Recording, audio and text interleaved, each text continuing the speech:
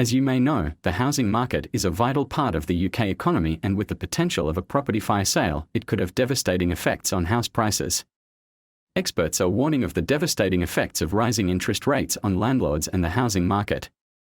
According to analysis by consultancy firm Capital Economics, hundreds of thousands of buy-to-let properties in England will become loss-making by the end of 2023, as landlords come to the end of their fixed-rate mortgages and are faced with steep increases in their interest rates.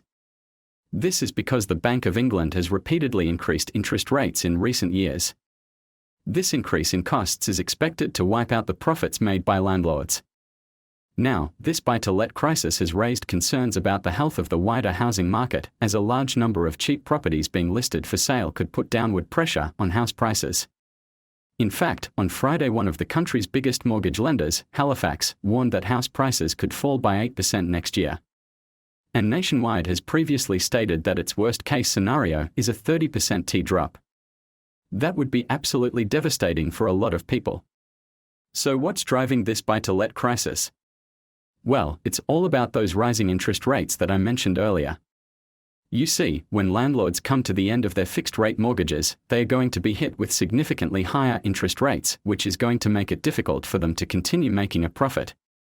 According to Money Facts, an analyst, the borrowing costs for a typical landlord coming to the end of a 2-year fixed-rate buy-to-let mortgage in 2023 will more than double from 2.89% to 6.3%.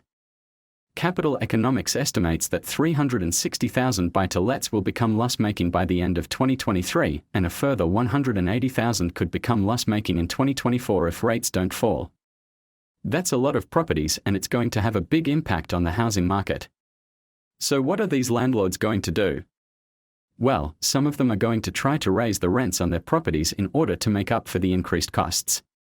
But that's not going to be an option for everyone, especially in a market where there's already a lot of competition for rental properties.